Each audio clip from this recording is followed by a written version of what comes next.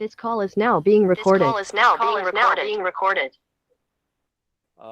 आज के जो चौथे सेशन के जो वक्ता हैं वो खुद डॉक्टर पंकज सिंह जो हमारे कोर्स कोऑर्डिनेटर हैं, उनका परिचय मैं आपको देने जा रहा हूँ। मेरी आवाज आ रही है मैडम? हाँ ठीक आ रही है। आ रही है ना? हाँ। Doctor Pankaj Singh working as an associate assistant professor in the Department of History, Dr. Hari Singh Gaur, Central University, Sagar. He has obtained master degree in history from Ravi Shankar Shukla University, Raipur in the year 2002, qualifying NET in history, and also awarded junior research fellowship from University Grant Commission, New Delhi. He has also been awarded senior research fellowship from University Grant Commission, New Delhi. He specializes in administrative history with his rich experience in this field.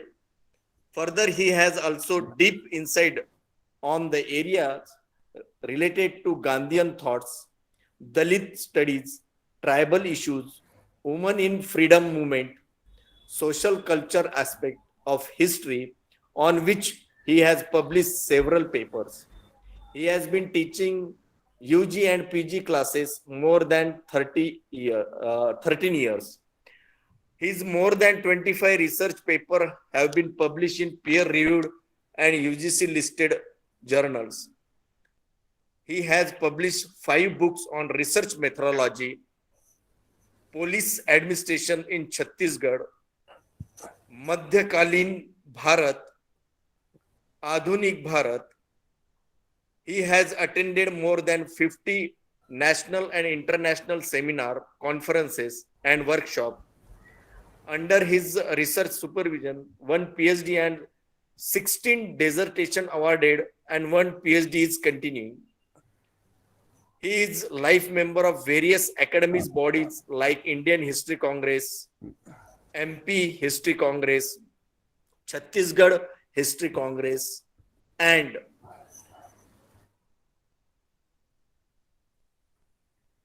he is also the member of Board of Studies, Department of History, Dr. Hari Singh Gaur University, Sagar, MP, and member School Board, School of Humanities and Social Sciences, Dr. Hari Singh Gaur University, Sagar. Dr. Singh has organized 2 national seminars on contemporary, respectively, of Gandhian thoughts on 3rd and 4th March 2017, and recent trend of Indian historiography in the light of oral traditional, and 1 international webinar on revisiting Gandhian thoughts in 21st century. He has edited Madhya Bharat UGC listed journal, 77 special issue on Gandhi as a guest editor on the eve of 150 birth anniversary of Gandhiji. Dr. Singh is member of editorial board of Bhaisa Bharati, a journal of Raj Bhasha. Dr. Hari Singh Gaur, Vishwavidyalaya, Sagar. He has been coordinator of First Faculty Introduced Program 2020, 56 and 57 orientation program, 2 refresher course, and 2 short-term course organized by UGC. He has delivered more than 40 lectures as a resource person, keynote speaker in various seminars and webinars. Dr. Pankaj Singh, keeping up with his multi-dimensional personality after joining Dr. Gaur University, has also been pioneer and instrumental in integrating skill development and general studies classes in the Department of History.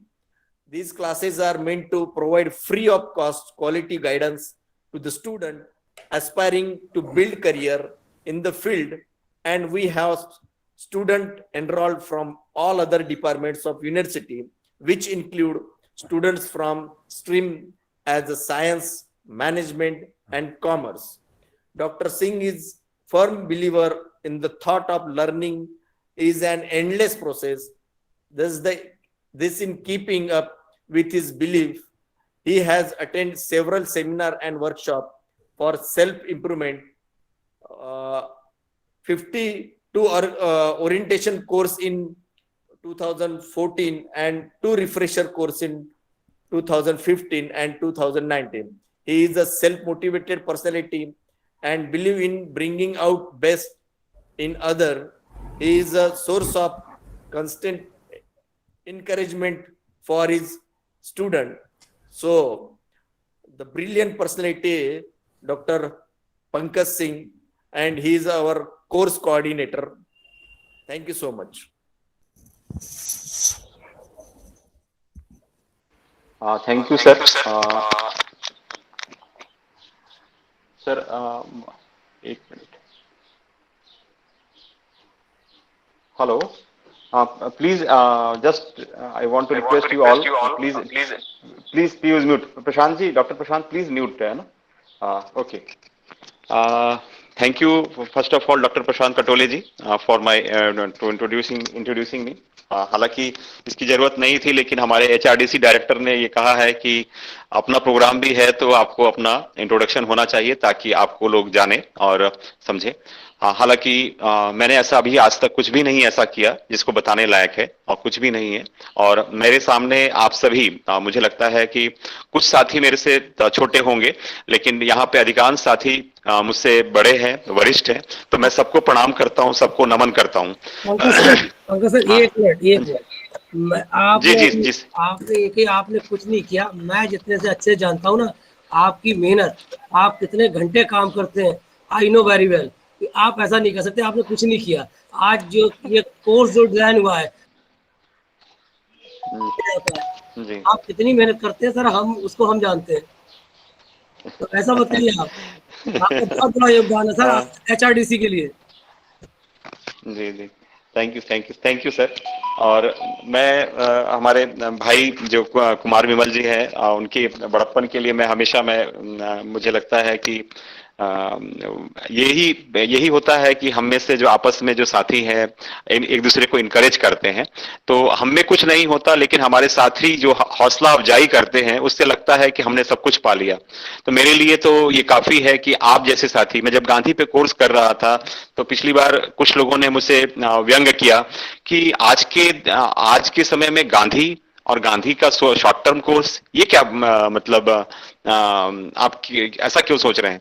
और एक हमारे बड़े professor हैं, वो हमारे resource person भी होंगे, लेकिन मैं नाम नहीं लूंगा, उन्होंने मुझे व्यंग से कहा कि और पंकज जी, आप गांधी जी का झंडा कहां तक ले जा रहे हैं? तो मैं बोला, मैं गांधी जी का झंडा तो नहीं ले जा रहा हूं, लेकिन हाँ, मैं मानता हूं कि गांधी जी के विचारों को, मैं गांधी को, जैसे आज प्रोफेसर संजय कुमार ने कहा कि गांधी व्यक्ति के रूप में भी देखा जा सकता है, गांधी इज्म के रूप में देखते हैं और गांधी के विचार के रूप में, तो मैं गांधी को विचार के रूप में ज्यादा देखता हूं। और मैं मानता हूं कि गांधी के विचार को देखना चाहिए।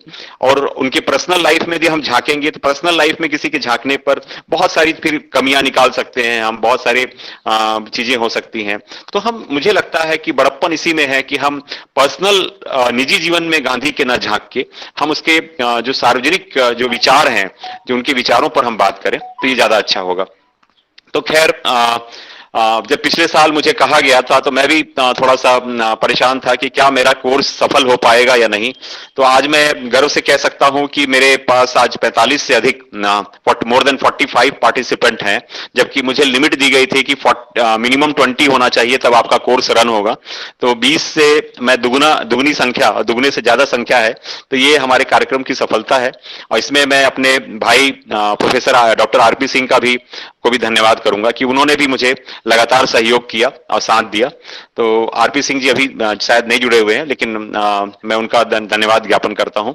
और मैं डॉक्टर RT बेदरे सर, जो डायरेक्टर HRDC हैं, जो आज नहीं है, आज ऑन द वे हैं, अपने होम टाउन गए हुए हैं, बीड, तो मैं उनका भी धन्यवाद करूंगा। और HRDC के डॉक्टर कन्हैया त्रिपाठी जी का भी धन्यवाद करूंगा। और आप सभी प्रतिभागियों का, जो खास करके मुझे सुन रहे हैं, और मुझे लगता है 1 घंटा सुनना बड़ा कठिन काम होगा, क्योंकि ये अंतिम सत्र है और सबसे कठिन सत्र होता है अंतिम सत्र, क्योंकि लगातार खाना खाने के बाद, लंच के बाद का जो सत्र होता है बहुत भारी होता है। तो हालांकि संजय कुमार के बहुत अच्छे एकेडमिक लेक्चर के बाद मेरे जैसे व्यक्ति का नॉन एकेडमिक लेक्चर पता नहीं आपको कितना अच्छा लगेगा, ये तो मैं नहीं कह सकता, लेकिन मैं कहूंगा कि ये लेक्चर नहीं होगा, ये आपके साथ संवाद होगा। जो मैंने कहा है, जो टॉपिक मैंने चूज किया था सर, गांधी से संवाद, डायलॉग विथ M.K. गांधी। मैंने गांधी को महात्मा नहीं कहा, मैंने गांधी का नाम लिया, मोहनदास करमचंद गांधी। मोहनदास करमचंद गांधी से संवाद। सवाल यह है कि गांधी से संवाद हम क्यों करना पड़ा, क्यों करना चाहिए। जैसा हमारे अभी एक बीए की छात्रा थी कल्पना तिवारी, बीए फर्स्ट ईयर में जब वो आई थी, और ऐसे बहुत सारे बच्चे हैं, लगभग हम लोग हर साल 350-400 बच्चों को पढ़ाते हैं, क्योंकि हमारे यूनिवर्सिटी में अंडर ग्रेजुएट भी है और पोस्ट ग्रेजुएट भी है। तो अंडर ग्रेजुएट बच्चों में हम लोग लगभग 150 बच्चों की क्लास को पढ़ाते हैं। तो अंडर ग्रेजुएट क्लासेस में जब गांधी की बात आती है, तो गांधी को लेके बहुत सारे बायसेस हैं, बहुत सारे पूर्वाग्रह हैं और बहुत सारे मिथक हैं जो गांधी के बारे में बताए जाते हैं। और दुर्भाग्य यह है कि जिस देश में सुभाष चंद्र बोस, जो उनके धुर विरोधी कह सकते हैं विचारों के हिसाब से, वैचारिक मतभेद थी और उन्होंने उनको राष्ट्रपिता कहा, और कह सकते हैं कि सुभाष चंद्र बोस के साथ तमाम मतभेद होने के बावजूद भी एक बराबर सम्मान उन्होंने दिया। और आपको ध्यान होगा कि जब आजाद हिंद फौज का गठन हुआ तो सबसे पहला ब्रिगेड जो बना वो सुभाष चंद्र बोस ने गांधी ब्रिगेड बनाया था। पहला ब्रिगेड गांधी ब्रिगेड था, दूसरा नेहरू ब्रिगेड था, और तीसरा जो ब्रिगेड था वो सुभाष ब्रिगेड था, खुद अपने नाम से बनाया था, और चौथा ब्रिगेड रानी लक्ष्मीबाई ब्रिगेड था। तो आप समझ सकते हैं कि गांधी को लेके कितना सम्मान था। दूसरी बात, हम एक बात और कहना चाहूंगा, आप लोग ये भी कह सकते हैं कि मैं जब गांधी के बारे में बात करता हूं तो उसमें एक इमोशनल टच होता है, लेकिन मुझे लगता है कि यदि इमोशनल टच ना भी हो तो मैं उसको इस प्रकार से देखता हूं कि एक वैचारिक रूप से बहुत मतभेद रखने वाला या उनके वैचारिक रूप से भिन्नता रखने वाला व्यक्ति, जब उनको सिंगापुर रेडियो से 1943 में 44 में जब पहले बार रेडियो पे अनाउंस करते हैं आजाद हिंद फौज की कमान संभालने के बाद, तो वो कहते हैं, हे राष्ट्रपिता, मैं देश की आजादी के लिए आह्वान कर रहा हूं और मैं आजाद हिंद फौज को लेकर आगे बढ़ रहा हूं, तो मुझे आपका आशीर्वाद चाहिए। सिंगापुर रेडियो से सुभाष चंद्र बोस का यह कथन कि राष्ट्रपिता, अभी कुछ साल पहले, आज से 3 से 4 साल पहले आरटीआई लगाई गई, एक आरटीआई मतलब राइट टू इंफॉर्मेशन के तहत एक जानकारी मांगी गई कि संविधान के किस अनुच्छेद के तहत गांधी को राष्ट्रपिता कहा गया। तो उस आरटीआई का जवाब नहीं था, क्योंकि कहीं पे भी ये जानकारी नहीं थी। फिर बाद में बहुत खोजा गया, जानकारी ली गई, तो ये पता चला कि सबसे पहले ये सुभाष चंद्र बोस ही थे जिन्होंने राष्ट्रपिता कहा था। और चूंकि गुजरात में बापू कहा जाता है, तो बापू तो सम्मान था, क्योंकि और वो उनको लोग आसपास जितने लोग थे उनको बापू कहते थे, लेकिन बापू जो है गुजराती जो लोग हैं शायद उनके आसपास के जो लोग हैं उनको बापू कहते थे। लेकिन क्योंकि सुभाष चंद्र बोस बंगाल से थे और उन्होंने राष्ट्रपिता की उपाधि दी। तो ये समझना पड़ेगा कि जब हम उन लोगों के बारे में बात करें, उनके कंटेम्परेरी, गांधी के कंटेम्परेरी लोगों के बारे में बात करें, तो आप देखेंगे कि उनके बीच में लगातार वैचारिक भिन्नता थी, लेकिन उस भिन्नता के बावजूद भी आपस में सम्मान था, और ये बड़ी बात थी। एक और मजेदार तथ्य बताऊं आपको, गांधी और अंबेडकर को लेकर अभी हमारे एक साथी ने प्रश्न किया था, और इस जब हम लोग 4 सेशन रखे हैं गांधी और अंबेडकर को के डिस्कोर्स को लेकर, इसको उनके बीच में क्या मतभेद थे, क्या चीजें थी, उनको लेकर भी मैं बात करूंगा। तो मैं आपको बता दूं कि अंबेडकर ने जरूर गांधी के लिए बहुत कठोर शब्द कहे हैं। बीबीसी रेडियो को भी उनका जो इंटरव्यू था वो बहुत कठोर था, उन्होंने जो कठोर शब्द यूज किए हैं, लेकिन गांधी ने कभी भी अमर्यादित या कठोर शब्द अंबेडकर के लिए नहीं कहे। ये ध्यान रखिए, गांधी ने अपने उस जो ईसा मसीह से जो उन्होंने सीखा था, जो बाइबल से उन्होंने एक चीज सीखी थी कि अपने शत्रु से भी प्यार करो। और एक बात और कही जाती है गांधी के लिए कि गांधी ने कहा था कि एक गाल पे कोई थप्पड़ मारे तो दूसरा गाल बढ़ा दीजिए। तो ये बात गांधी ने कभी नहीं कही, ये बात ईसा मसीह ने कही थी। जैसा कि अभी प्रोफेसर संजय कुमार आपको बता रहे थे कि गांधी पर जितना ज्यादा प्रभाव भारतीय दर्शन का था, उसी प्रकार से उन्होंने जितना भगवत गीता को पढ़ा था, उन्होंने ईशोपनिषद को पढ़ा था, जितना अपने उपनिषद को पढ़ा था, उतना ही ज्यादा उन्होंने मतलब वो बुद्धिज्म और जैनिज्म से प्रभावित थे। इसके अलावा प्रणामी संप्रदाय, आप सभी जानते होंगे, प्रणामी एक संप्रदाय है जिसके प्रणेता जो थे महामती प्राणनाथ थे। गुजरात में उनका एक बड़ा पीठ है और पूरे भारत में, और भारत में नहीं पूरी दुनिया में महामती प्राणनाथ की पीठ है। और प्राणनाथ जो थे हिंदू मुस्लिम एकता के बड़े समर्थक रहे। और अभी हमारे विश्वविद्यालय के जो चांसलर साहब हैं बलवंत शांतिलाल जानी जी, उनके प्रयासों से हमारे विश्वविद्यालय में भी प्रणामी संप्रदाय का एक अध्ययनशाला पीठ स्थापित की गई है और इसको स्पॉन्सर कर रहा है गुजरात में स्थित प्रणामी पीठ। और इसके लिए तत्कालीन कुलपति प्रोफेसर आरपी तिवारी और बाद में प्रोफेसर जेडी आही और वर्तमान अभी नीलिमा गुप्ता मैडम का भी लगातार सहयोग प्राप्त है। साथियों, मैं इन सब बातों को इसलिए कहना चाह रहा हूं कि गांधी पे जिन विचारों का प्रभाव पड़ा, जैसा कि अभी प्रोफेसर संजय कुमार बता रहे थे कि उनका ईस्ट और वेस्ट दोनों का प्रभाव था, तो ठीक उसी प्रकार से गांधी जितना वेस्टर्न फिलॉसफी से प्रभावित थे उतने ही ईस्टर्न फिलॉसफी से। और दूसरी बात यह है कि वेस्टर्न फिलॉसफी, गांधी ने एक चीज और किया, गांधी ने क्रिटिसिज्म के जगह पे एप्रिसिएशन को लिया। Generally as a human being हम ये नहीं करते हैं। जनरली हम एज ए ह्यूमन बीइंग सबसे पहले हम क्रिटिसिज्म को अपनाते हैं। जब हम किसी व्यक्ति के बारे में बात करते हैं, किसी इतिहास के किसी घटना के बारे में बात करते हैं, किसी घटना और अन्य किसी घटना के बारे में बात करते हैं, तो पहले हम क्रिटिसाइज करते हैं। लेकिन गांधी ने उन चीजों को लिया, उन विषयों को लिया, उन चीजों को लिया, चाहे वो भगवत गीता से लिया हो, चाहे वो आपके उपनिषद से लिया हो, बुद्धिज्म से लिया हो, या कुरान से लिया हो, चाहे बाइबल से लिया हो, या रस्किन से हो या थोरो से हो, ये जिन भी विचारकों से लिया, उनके अच्छे विचारों को लिया। गांधी ने हमेशा प्रयास किया कि आपके जीवन में कैसे सकारात्मक बदलाव आ सके। और गांधी और बड़े संत महात्मा में एक बड़ा अंतर है। बहुत प्रसिद्ध दर्शन शास्त्री जो अब नहीं रहे, प्रोफेसर यशदेव सल्ले, वो अपने एक लेख में लिखते हैं गांधी के बारे में कि बुद्ध और महावीर हमारी इस धरती में हुए और उन्होंने बहुत बड़ी बातें की और संत महात्मा की तरह उन्होंने सत्य अहिंसा सारी बातें की, लेकिन गांधी कई मायनों में बुद्ध, महावीर और कबीर से बहुत आगे निकल जाते। उसके पीछे कारण क्या है? क्योंकि सत्य, अहिंसा और सत्याग्रह को जन जन का टूल बना देना, जन जन का हथियार बना देना, और यह बता देना कि सत्य और अहिंसा केवल संतों का काम नहीं है, ऋषि मुनियों का काम नहीं है। सत्य और अहिंसा हम अपने जीवन में भी अप्लाई कर सकते हैं। सत्याग्रह के माध्यम से हम बड़ी से बड़ी लड़ाई लड़ सकते हैं। और गांधी ने यह बताया कि सिर्फ साधु संतों की भांति नहीं, एक आम जीवन जीते हुए, गृहस्थ जीवन जीते हुए भी हम अपने खिलाफ हो रहे अन्याय के खिलाफ आवाज उठा सकते हैं और पूरी ताकत के साथ उठा सकते हैं, बिना किसी हिंसा के, बिना किसी रक्तपात के।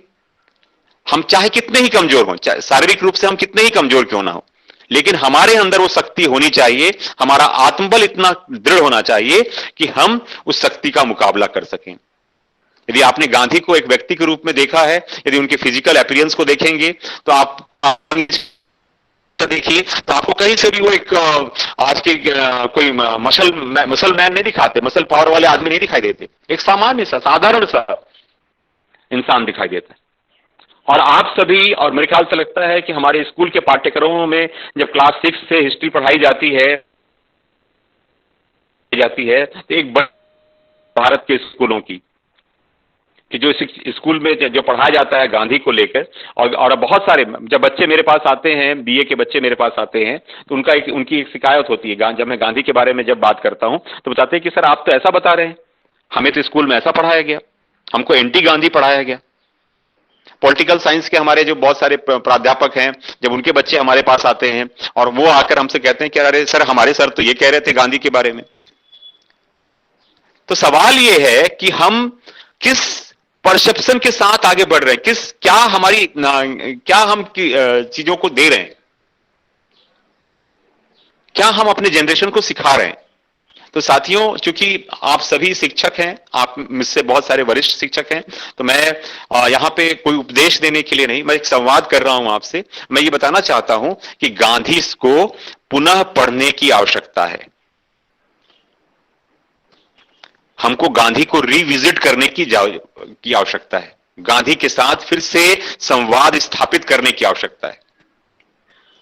जब मेरे साथी ने ये कटाक्ष किया था, एक व्यंग्य किया था कि गांधी पे तुम शॉर्ट टर्म कोर्स करोगे, क्या मजाक है यार, तब मैंने कहा था कि मैं तुम्हें समझा नहीं सकता, लेकिन एक दिन आएगा जब ये दुनिया भी मानेगी और शायद विश्वविद्यालय के लोग भी मानेंगे कि हां, गांधी के विचार आज हमारे लिए कितने जरूरी हैं। कई बार मुझे कहा जाता है कि आई एम प्रो गांधी, लेकिन मैं इसको डिनाई करता हूं कि आई एम नॉट प्रो गांधी। मैं गांधी का समर्थक नहीं हूं, मैं गांधी के विचारों का समर्थक हूं। और गांधी के विचार क्या थे? और मैं कहूं कि गांधी के विचार क्या थे, तो आपसे बस ये कहना चाहूंगा कि गांधी के विचार, हम में से बहुत सारे जो मार्क्सवादी लेखक हैं और बहुत सारे अन्य जो लेखक हैं, गांधी का क्रिटिसिज्म करते हैं और कहते हैं कि गांधी ने कुछ भी नया नहीं दिया। गांधी ने क्या नया दिया? गांधी ने सारी बातें वही की जो हमारे साधु संतों ने की। बिल्कुल, मैं भी कहता हूं और खुद गांधी कहते हैं कि गांधी ने कुछ भी नया आइडिया नहीं दिया। कोई आइडिया नया नहीं था उनका। सारे आइडियाज उतने ही पुराने थे जितने कि हमारे हिमालय पर्वत है, ऐसा खुद गांधी कहते हैं। लेकिन सवाल यह है कि गांधी ने उन विचारों को आम आदमी का विचार बना दिया। क्या कभी सोचा था आपने? 1920 से पहले, 1917 से पहले आप याद करिए, 1917 के पहले आप भारत में याद करिए कि कोई ऐसा आंदोलन जिसमें एक बूंद रक्त नहीं बहा हो और उस में आंदोलन में सफलता मिली। मैं कभी भी क्रांतिकारियों की भूमिका को इंकार नहीं करता हूं, चाहे वो बलवंत वसुदेव फड़के हों, दामोदर चापेकर हों, बालकृष्ण चापेकर हों, दामोदर चापेकर हों, अनंत कन्हेरे हों, मदन लाल ढींगरा हों, खुदीराम बोस हों, भगत सिंह हों, चंद्रशेखर आजाद हों। मैं किसी भी क्रांतिकारी के बलिदान को, उनके साहस को मैं हमेशा नमन करता हूं।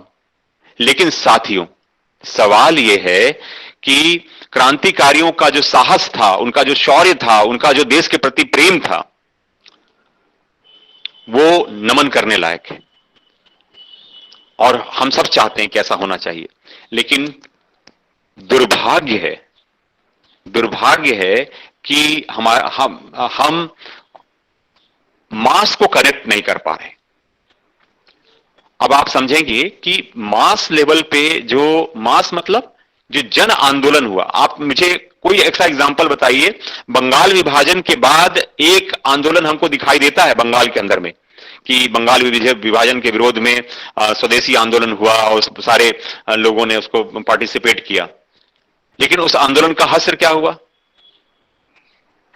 कुछ नहीं, क्योंकि उसमें एक सुस्थापित कोई लीडर नहीं था या उसको एक प्रकार का नेतृत्व प्राप्त नहीं हुआ और अंततः वो एक प्रकार से बिखर गया। हालांकि बाद में बंगाल विभाजन को रद्द किया गया, लेकिन आज उसकी परिणति आप देख सकते हैं कि बांग्लादेश एक अलग देश है। वो विभाजन की विभीषिका ये है कि अब मैं इस बीच में मैं गांधी के साथ चूंकि संवाद कर रहे हैं, तो मैं एक विवाद को और, मैंने अंबेडकर की बात की, सुभाष चंद्र बोस की बात की। इन सारे सवालों पे हम लोग बात करेंगे साथियों, क्योंकि मैंने 4 सेशन इसलिए रखे हैं क्योंकि गांधी पे हर उस विवाद पे, हर उस आरोप पे बात होनी चाहिए और खुल के बात होनी चाहिए और गांधी का क्रिटिसिज्म भी होना चाहिए। और इसलिए हमने ये पूरा जो शॉर्ट टर्म कोर्स है इसको डिजाइन किया है, क्योंकि गांधी पर खुल के चर्चा होनी चाहिए, बिना इसकी चिंता किए, बिना इसकी परवाह किए कि आयोजक क्या कहेंगे। हम सबको अपने विचार रखने हैं निर्भीकता के साथ, जैसा गांधी किया करते थे, बिना यह सोचे कि सामने वाले को बुरा लगेगा या अच्छा लगेगा। मैं एक और जो पहलू मैं बताना चाह रहा हूं कि साथियों, भारत के विभाजन को लेकर बहुत सारी बातें की जाती हैं। कई बार गांधी को जिम्मेदार ठहराया जाता है, कई बार किसी पार्टी या किसी को भी हम कहते हैं। लेकिन आप सोचिए, बंगाल का विभाजन जब हुआ तो उस समय कौन गांधी था? बंगाल का जब विभाजन हुआ तो कौन सी ऐसी पार्टी थी जो उसका विभाजन के लिए समर्थन कर रही थी? यदि आप बंगाल के विभाजन के कारणों को खोज पाएंगे तो आप जान पाएंगे कि भारत का विभाजन कैसे हुआ। आपको मेरी बात लग सकती है कि बहुत भावुकतापूर्ण बात मैं कह रहा हूं, लेकिन नहीं, मैं कुछ भी भावावेश में बात नहीं कर रहा हूं। मैं बहुत कह सकते हैं कि बहुत नियंत्रित, कंट्रोल्ड रूप से बात कर रहा हूं। यह प्रश्न मैं हमेशा उठाता रहा हूं कि गांधी के आने से पहले, और शायद गांधी की परिदृश्य में आने से पहले 1905 में, 16 अक्टूबर 1905 में लॉर्ड कर्जन ने बंगाल का विभाजन कर दिया। उसका आधार एक ही था कि जो पश्चिम बंगाल है उसमें हिंदू ज्यादा थे, पूर्वी बंगाल जो था उसमें मुसलमान ज्यादा थे। यह आधार था। लेकिन सरकारी कागज में क्या लिखा गया, गवर्नमेंट डॉक्यूमेंट्स में क्या लिखा गया है? डॉक्यूमेंट्स में यह लिखा गया है क्योंकि एरिया बहुत बड़ा है, area is so vast and there are so many administrative difficulties, that is why the government has decided for the partition of Bengal. क्या यह सच है? साथियों, यदि आप इन सवालों का, यदि आप बंगाल के विभाजन के पीछे यदि किसी गांधी को खोज सकते हैं तो आप मुझे बताइए, क्या हम उस पर किसी पर आरोप लगा सकते हैं? किसी भारतीय के, किस भारतीय को हम आरोप लगाएं? अब यहां पे किसको हम आरोप लगाएंगे कि किसके कारण विभाजन हो गया? लेकिन यह बड़ा आसान है कि भारत का जब विभाजन हुआ तो हम कुछ लोगों का नाम ले देते हैं कि इसके कारण विभाजन हो गया। लेकिन यह बहुत मजेदार है कि जब 1857 की क्रांति हुई और उसके बाद फिर हमारे को स्कूल के टेक्स्ट बुक में पढ़ा जाता है क्लास 8th में कि अंग्रेजों ने एक पॉलिसी लाई, डिवाइड एंड रूल, फूट डालो और राज करो, फूट डालो और राज करो की नीति लाई। यह हमको क्लास 8th में पढ़ा जाता है। लेकिन जब हम नॉर्मल लाइफ में आते हैं, पॉलिटिकल लाइफ में आते हैं, सामान्य जीवन में पढ़ते हैं और बच्चों को जब हायर क्लासेस में हम पढ़ाते हैं तो बताते हैं कि नहीं, पार्टीशन ऑफ इंडिया के लिए ये जिम्मेदार थे। और कई बार, और मुझे कहते हैं, मैं जो मेरा अनुभव रहा है, लगभग 90% टाइम में हम गांधी को जिम्मेदार ठहराते हैं। साथियों, मैं बस इतना कहना चाहूंगा इस मामले में कि यदि हम बंगाल के विभाजन में किसी गांधी को खोज सकें तब तो बिल्कुल गांधी का या किसी व्यक्ति को जिम्मेदार ठहराना जाना चाहिए। लेकिन यदि हम बंगाल के विभाजन में किसी गांधी को नहीं खोज सकते या किसी व्यक्ति को नहीं खोज सकते तो वही कारण होगा जो बंगाल के विभाजन का कारण था, वही भारत का विभाजन का कारण है। ये मेरा अपना एक मेरे तर्क हैं और मेरे तर्क के पीछे अपने प्रमाण हैं, और कभी मौका मिलेगा तो उन प्रमाणों को भी मैं सामने रख पाऊंगा। लेकिन अभी चूंकि हमको आपस में संवाद करना है, अपनी बात करनी है, तो मैं कुछ बातें कह रहा था। इसके अलावा मैं गांधी के लिए एक बहुत मजेदार बात है, जो जब गांधी राउंड टेबल कॉन्फ्रेंस में लंदन गए तो वहां पे विंस्टन चर्चिल जो बाद में प्रधानमंत्री बने ब्रिटेन के, तो उन्होंने नेकेड फकीर कहा था, अधनंगा फकीर कहा था जब वो लंदन गए थे। और बहुत सारे जो ब्रिटिश पार्लियामेंटेरियन थे या बहुत सारे ऑफिसर्स थे, जो ब्रिटिश ऑफिशियल्स थे, तो वो गांधी के बारे में कह रहे थे कि इसमें ऐसा क्या है, इस भुक्खड़ में, इस अधनंगे में क्या ऐसा है कि पूरी अंग्रेज सरकार डरती है, ब्रिटिश गवर्नमेंट डरती है। ये बड़ा मजेदार बात थी। जब राउंड टेबल कॉन्फ्रेंस में गए थे, सेकंड राउंड टेबल कॉन्फ्रेंस में लंदन गए थे, तब विंस्टन चर्चिल ने, जो अभी संजय कुमार सर बता रहे थे कि अधनंगा फकीर, नेकेड फकीर कहा था, तब बहुत सारे पार्लियामेंट्री जो थे, मेंबर ऑफ पार्लियामेंट थे, कॉमन हाउस ऑफ कॉमन्स के और भी अलग अलग, तो वो कह रहे थे कि इस भुक्खड़, इस अधनंगे आदमी में ऐसा क्या है कि अंग्रेज सरकार डरती है। तब वहां पे लंदन के ही एक विद्वान है, लॉर्ड मरे नाम है उनका, पूरा नाम तो मेरे पास नहीं है, लेकिन उनकी 3 पंक्तियां हैं और उन्होंने इस पर ये कहा था, ही इज ए मैन हुम gun can not frighten, he is a man whom gun cannot frighten, to whom money cannot buy, and to whom women cannot seduce. फिर से मैं रिपीट कर रहा हूं, he is a man whom gun cannot frighten, to whom money cannot buy, and to whom women cannot seduce. आप समझ सकते हैं कि उन्होंने कहा कि ये वो आदमी है जिससे आप गन यानी बंदूक से नहीं डरा सकते, इस आदमी को पैसे से नहीं खरीद सकते, और इसको कोई रंभा या मेनका अपने बस में नहीं कर सकती। यही कारण है कि इस आदमी से ब्रिटिश साम्राज्य डरता है।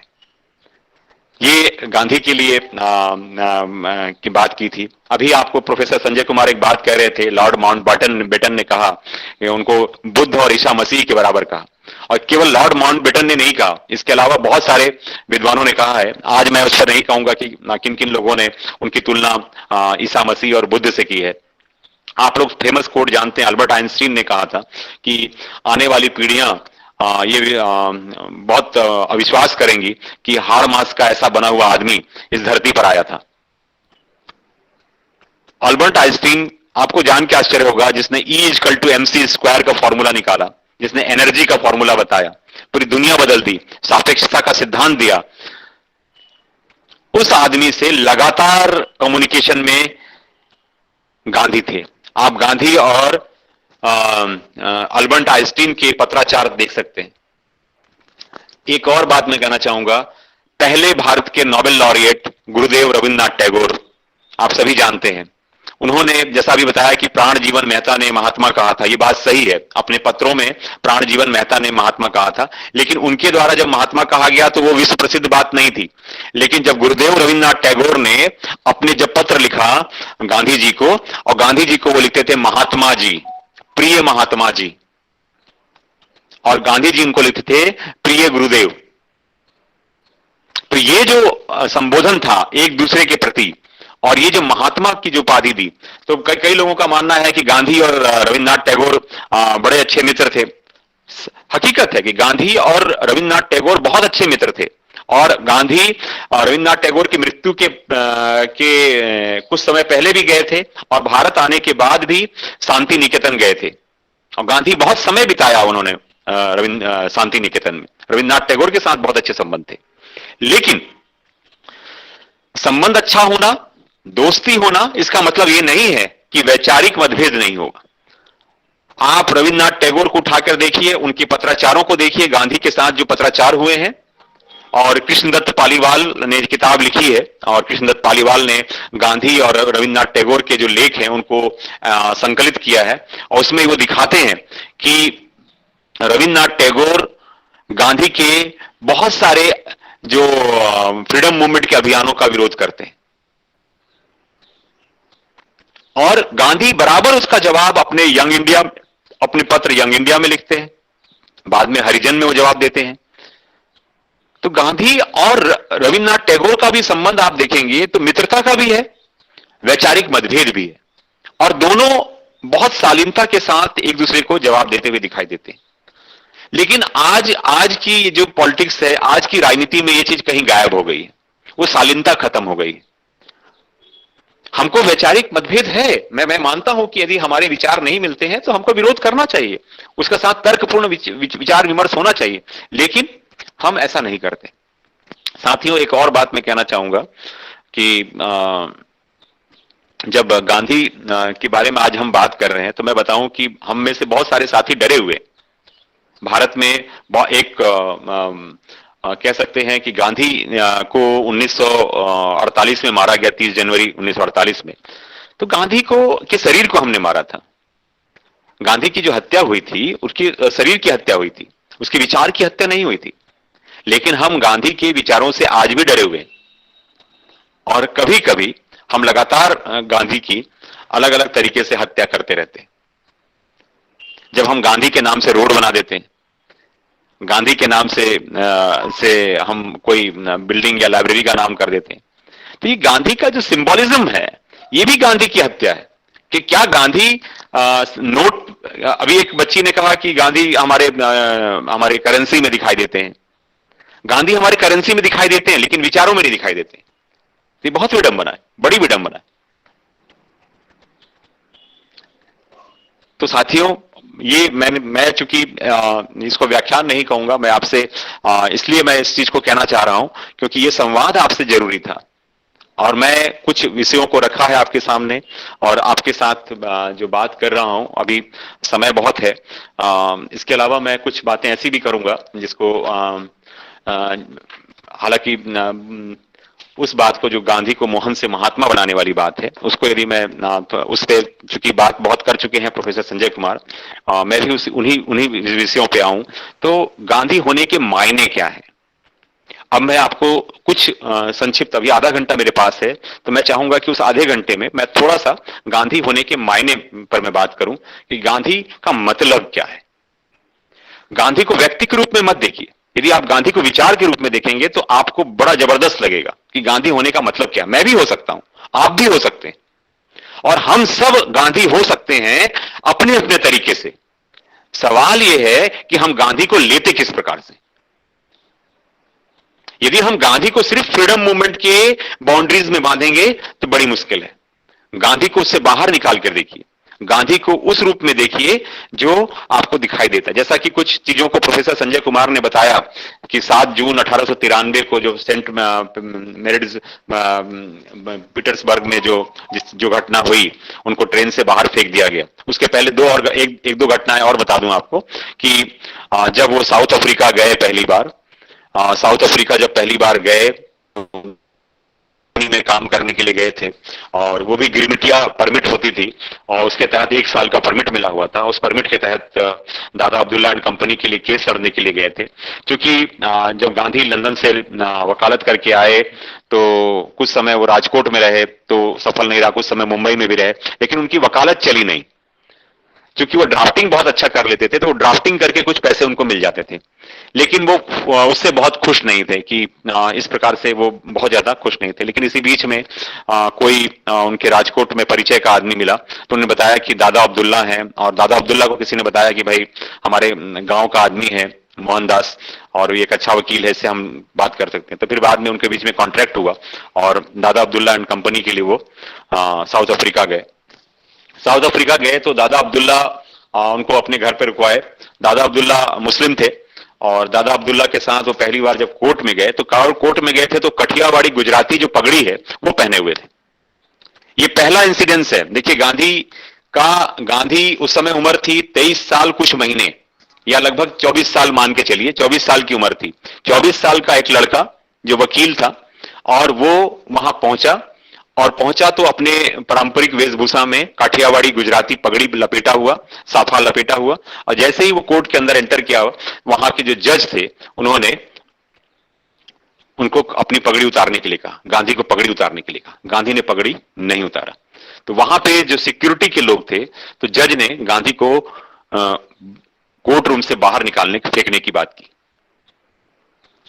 और गांधी को उस कोर्ट रूम से बाहर फेंक दिया गया।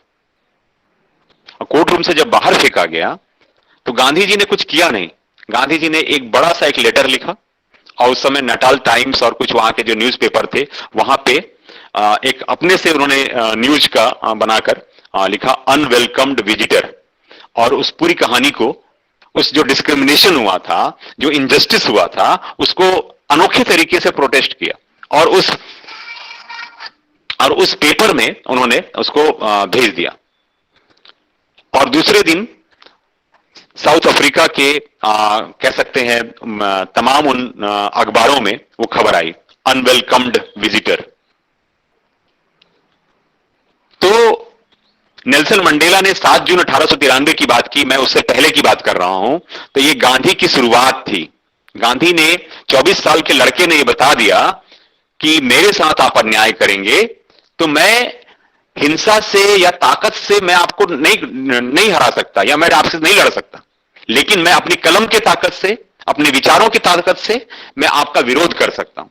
और गांधी में साहस था और 24 साल के उस गांधी ने, मोहनदास ने, गांधी तो बाद में आएगा, वो मोहनदास ने ये दिखाया कि उस लेख के माध्यम से कि वो कैसे उपनिवेशवादी जो सत्ता है या अंग्रेजी जो साम्राज्य है उसके खिलाफ अपना विरोध, और ये जो डिस्क्रिमिनेशन हुआ था, जो पगड़ी उतारने के लिए कहा गया और उसके बाद नहीं उतारा तो उनको बाहर फेंक दिया गया, इस घटना को उन्होंने बहुत ही बेहतरीन तरीके से अपने विरोध को दर्ज कराया। ये पहली घटना थी।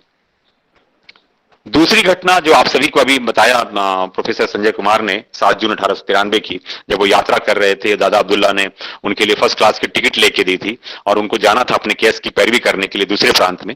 तो टीसी ने उनसे पूछा कि उनके पास टिकट है। ये सभी आप लोग जानते हैं, कहानी से बताने की कुछ नया कुछ नहीं है। लेकिन उसमें जो घटना हुई, उनको ट्रेन की बोगी से बाहर फेंक दिया गया उस स्टेशन में, और जब फेंका गया तो गांधी रात भर वहां बैठे रहे। उन लोग किसी पुलिस के पास नहीं गए, कोई कंप्लेंट नहीं किया, लेकिन वो रात भर एक चीज सोचते रहे। देखिए सामान्य आदमी क्या करता, सामान्य आदमी हो सकता था वो टीसी से लड़ लेता या अपनी ताकत से साथ लड़ लेता या जाके फिर किसी प्रकार का और हंगामा करता। लेकिन गांधी ने कोई हंगामा नहीं किया, कोई विरोध नहीं किया। गांधी ने बस कहा कि मेरे पास फर्स्ट क्लास की टिकट है और मैं सफर कर सकता हूं, क्यों नहीं कर सकता मैं। लेकिन उसके बावजूद भी उनको बाहर फेंक दिया गया, और बाहर फेंकने के बाद रात भर गांधी जी ने एक बात सोची। और ये बात जो अभी नेल्सन मंडेला की बात आई थी और अभी संजय कुमार सर बहुत बोल रहे थे, वो बात ये थी कि गांधी ने उस दिन तय कर लिया, साउथ अफ्रीका में मैं आया हूं तो ये डिस्क्रिमिनेशन के खिलाफ मुझे लड़ाई लड़नी है। जबकि वो आए थे अपने जीवन यापन के लिए, अपने परिवार के लिए, अच्छा पैसा कमाने के लिए, कॉन्ट्रैक्ट के तहत आए थे।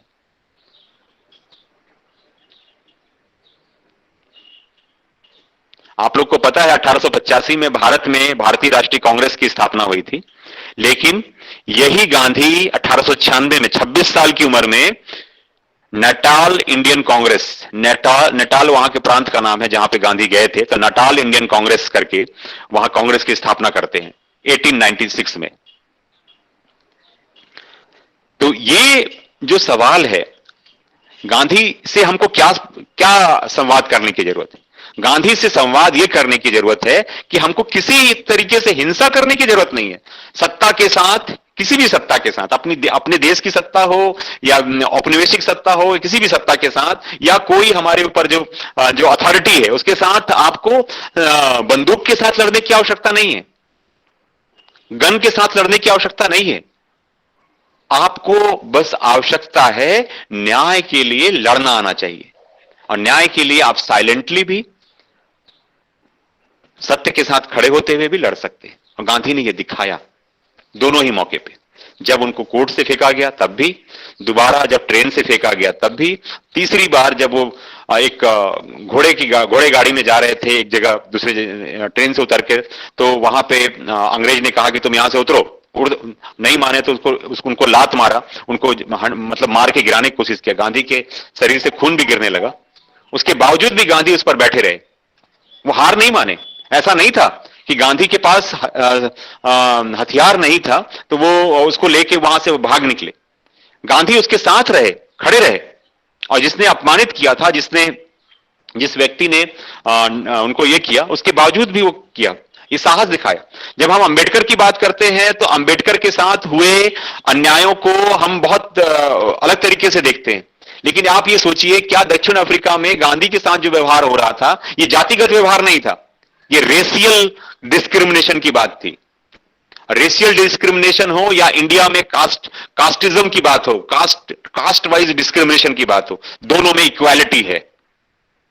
जो बात अंबेडकर कर रहे हैं भारत में कास्टिज्म के खिलाफ, वही बात अफ्रीका में, साउथ अफ्रीका में गांधी एक कॉलोनियल डिस्क्रिमिनेशन के खिलाफ, रेशियल सुप्रीमेसी के खिलाफ आवाज उठाते हैं। ये क्या दिखाता है?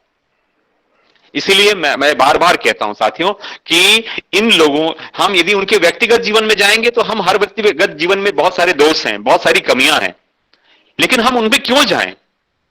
हम क्यों नहीं हम आपसे अच्छी चीजें लें? हम दोषों की तरफ क्यों दें? यदि हम गलतियों की तरफ जाएंगे तो हमें निगेटिविटी आएगी। मैं तो मानता हूं कि गांधी की उन चीजों को लीजिए ना जिससे हमको कुछ लड़ने की शक्ति मिलती है। और मैं तो बार बार कहता हूं कि गांधी के इन विचारों से हमको अलग तरीके से हम इंस्पायर्ड होते हैं। और गांधी ने यहां से यह तय कर लिया कि आने वाला जो समय है वो कैसे होगा। इसका पहली परिणति थी 1896 में, उन्होंने नेटाल इंडियन कांग्रेस की स्थापना की। फिर बाद में, और आपको बता दूं, ये गांधी जब उस समय 3 लाख रुपए पर एनम, उस जमाने में 1896 से लेकिन 1899 के बीच में, गांधी जी, रामचंद्र गुहा को पढ़िए, इंडिया बिफोर गांधी। और आप एक और अच्छी किताब है गिरिराज किशोर की, जो कि अब बड़े साहित्यकार रहे, और गिरिराज किशोर आज नहीं है हमारे बीच में। तो गिरिराज किशोर की किताब है पहला गिरमिटिया, इसको उपन्यास के रूप में है, हिंदी में है, आप पढ़ के देखें, आपको लगेगा कि आप फिल्म देख रहे हैं। 700-800 पेज की किताब है, और इंडिया बिफोर गांधी हिंदी में भी है और अंग्रेजी में भी है, रामचंद्र गुहा की। ये 690 पेजों की किताब है, लेकिन हम दोनों किताबों को आज पढ़ेंगे तो आप तब गांधी को जान पाएंगे, आप तब गांधी के साथ हुए डिस्क्रिमिनेशन को समझ पाएंगे, और आप मोहन से महात्मा बनने का सफर आप समझ पाएंगे कि गांधी ने क्या सैक्रिफाइसेस किए, किस प्रकार से उन्होंने लड़ाई लड़ी गांधी के, और इन सब चीजों को समझ पाएंगे। और समस्या हमारे साथ क्या है, हमारे शिक्षकों के साथ क्या है, स्कूल, खास करके स्कूल में शिक्षक जो है हमारे, और भी हायर एजुकेशन में भी मैं देख पाता हूं, तो गांधी के बारे में अल्पज्ञता, हम जानते नहीं है, लेकिन हम बहुत जल्दी कमेंट्स करते हैं। और ये हमारे जो स्कॉलरली लाइफ में हम अक्सर देख पाते हैं कि जनरली हम बहुत कम जान के भी हम उस किसी के ऊपर कमेंट करते हैं। तो मैं मानता हूं कि किसी पे कमेंट करने से पहले हम अच्छी तरह से जान लें, समझ लें, उसके बाद कमेंट करें। हम में से क्या कुछ साथी ऐसा करते हैं कि कुछ मार्क्सवादी लेखन हुआ है, जैसे एक यशपाल की किताब है पोस्टमार्टम ऑफ गांधीज्म। आप इस किताब को पढ़ेंगे तो आपको गांधी से नफरत हो जाएगी।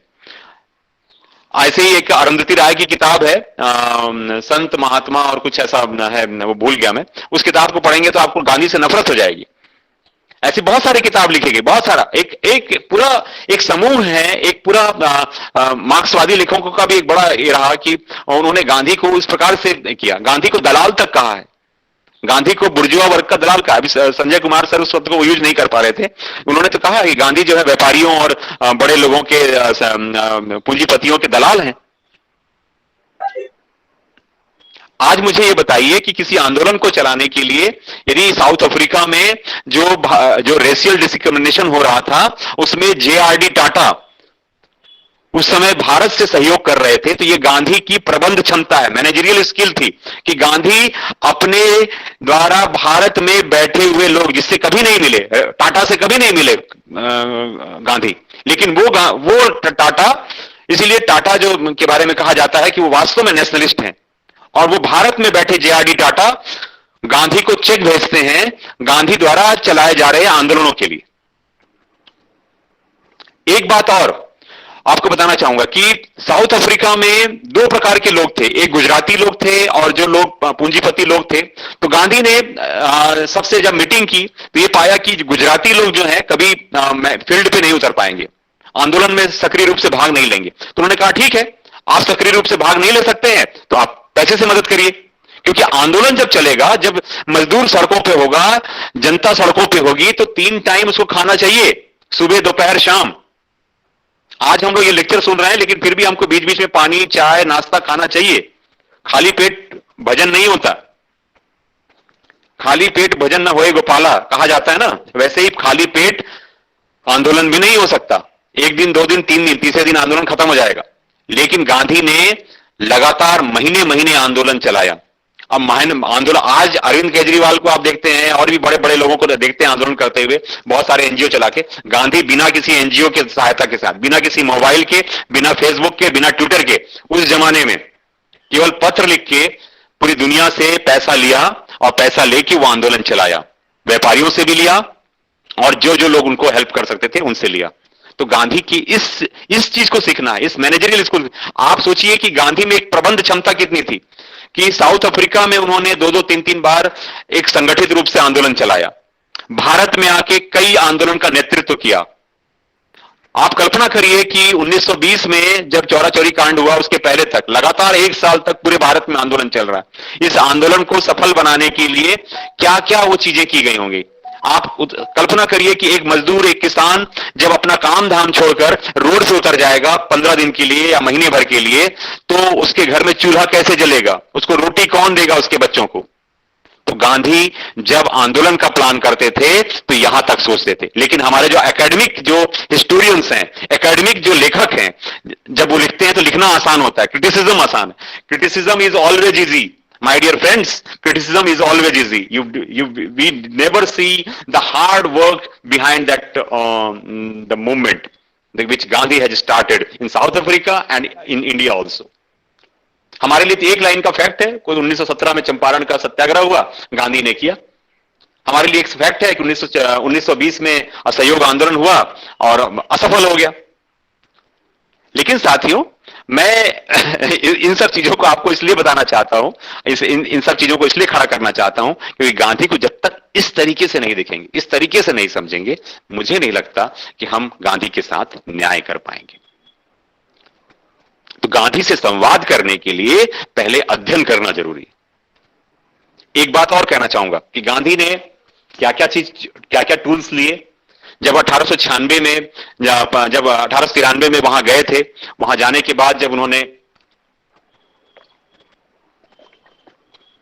जाने के बाद वो लगातार समाचार पत्रों में लिखते रहे। और समाचार पत्रों को जानते हैं कि जब आप कोई न्यूज बना के देते हैं तो उसमें क्या काटना है, क्या छांटना है, ये उनके ऊपर निर्भर करता है। तो गांधी ने बहुत शिद्दत से महसूस किया कि एक न्यूज़पेपर होना चाहिए, एक मुखपत्र होना चाहिए जिसके माध्यम से गांधी अपनी बात कह सकें। तो 1904 में उन्होंने इंडियन ओपिनियन समाचार पत्र निकाला।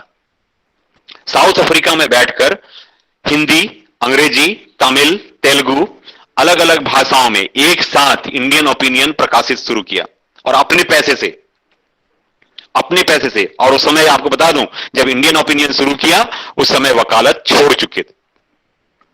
दूसरी बात, जब इंडियन ओपिनियन शुरू किया उसके कुछ ही दिनों के बाद उन्होंने वहीं फिनिक्स आश्रम की स्थापना की, पहली आश्रम की संकल्पना की। गांधी जीवन में कभी भी गांव में नहीं रहे, लेकिन उन्होंने ये महसूस किया कि भारत जो है 7 लाख गांव का देश है। तो 7 लाख गांव में जो लोग रहते हैं उनका जीवन कैसा है, उस जीवन को समझने के लिए उन्होंने आश्रम व्यवस्था की और आश्रम में खेती किया। जो खेती से जो उपज होता था उसी से वो अपना जीवन किया। और न केवल आश्रम साउथ अफ्रीका में 2 आश्रम बनाए, एक फिनिक्स आश्रम और दूसरा टॉल्स्टॉय आश्रम। और ये दोनों आश्रम को उन्होंने बहुत अच्छे से स्थापित किया। कभी मौका मिलेगा तो मैं उसके बारे में भी बात करूंगा आपसे। लेकिन ये बताने के पीछे उद्देश्य ये था कि गांधी ने ये सारी चीजें, और जैसे सुबह हमें बात कर रहे थे उद्घाटन सत्र में हिंद स्वराज की, जब हिंद स्वराज गांधी ने लिखा, आप सबको पढ़नी चाहिए। हालांकि बहुत पतली सी किताब है, हिंदी अंग्रेजी दोनों में है। हिंद स्वराज आप पढ़ेंगे तो कभी कभी आपको समझ में नहीं आएगा गांधी कहना क्या चाह रहे हैं, लेकिन उसको बार बार पढ़ेंगे तो आपको कुछ चीजें कॉन्सेप्ट क्लियर होंगी। तो आपको लगेगा कि गांधी के विचार उस समय एजुकेशन को लेके, साइंस टेक्नोलॉजी को लेके, हिस्ट्री को लेके, गांधी का सिविलाइजेशन को लेके क्या विचार हैं, उन सारी चीजों को उन्होंने रखा है। और उन्होंने बताया है कि गांधी ने कभी क्रांतिकारियों की भूमिका से इनकार नहीं किया। कभी उन्होंने गांधी ने क्रांतिकारियों के आदर्शों से कभी उनको कमतर नहीं आंका। लेकिन गांधी ने कहा कि हिंसा के माध्यम से हम मास को नहीं जोड़ सकते, जनता को नहीं जोड़ सकते, और जनता को नहीं जब जोड़ सकेंगे तो हम मुट्ठी भर जो क्रांतिकारी हैं, हम अंग्रेजों को बाहर नहीं निकाल सकते। देखिए, अंग्रेज बहुत ज्यादा संख्या में नहीं थे, मुश्किल से 70-80 हजार, 1 लाख जो अंग्रेज हैं, हम जैसे करोड़ों भारतीयों पे शासन किए, लगभग 190 साल शासन किए। क्यों शासन किया? क्योंकि उनके पास हथियार था, उनके पास शक्ति थी, क्योंकि उनके पास पावर था, सत्ता थी। लेकिन गांधी का कहना था कि यदि हम हिंसा से लड़ेंगे तो हमें दबा दिया जाएगा, हमें कुचल दिया जाएगा। और ऐसा हुआ भी। खुदीराम बोस ने क्या किया? एक बम फेंका, हमला हुआ, किंग्सफोर्ड घायल हुआ, वो तो बच गया, लेकिन खुदीराम बोस और प्रफुल्ल चंद्र चाकी को फांसी पर लटका दिया गया। बालकृष्ण चापेकर और दामोदर चापेकर ने उन अंग्रेज अफिसरों को, जो वास्तव में बहुत निंदनीय था और वास्तव में उनका जो हश्र हुआ वो सही था, लेकिन इसका परिणाम क्या हुआ? बालकृष्ण चापेकर और दामोदर चापेकर को फांसी पर लटका दिया गया। लेकिन ऐसा हुआ क्या कि पूरे महाराष्ट्र में क्रांतिकारी निकल आए? क्या हमारा देश ये हो पाया? कहने का अर्थ ये है कि क्रांति करने वाले क्रांतिकारी की जो वीरता है उसमें कभी संदेह नहीं है, ना होना चाहिए। और जो कर रहा है संदेह निश्चिंत ही वो मतलब वो कायर है वो जो बात कर रहा है। लेकिन क्रांतिकारियों के साथ एक समस्या ये रही कि जो उनका रास्ता था, गांधी ने एक बार कहा हिंद स्वराज में कि रास्ता है वो मास को जोड़ने वाला नहीं है, वो जनता को जोड़ने वाला नहीं है। इसलिए आप गांधी के रास्ते की बात करते हैं तो आप देखिए, जब मैं एक बात करूंगा चंपारण की बात करूं, जब भारत लौटे तो भारत लौटने पर उनको इसके पहले एक और मजेदार आपको घटना बताना चाह रहा हूं। अपने दुश्मन के प्रति गांधी का क्या व्यवहार था।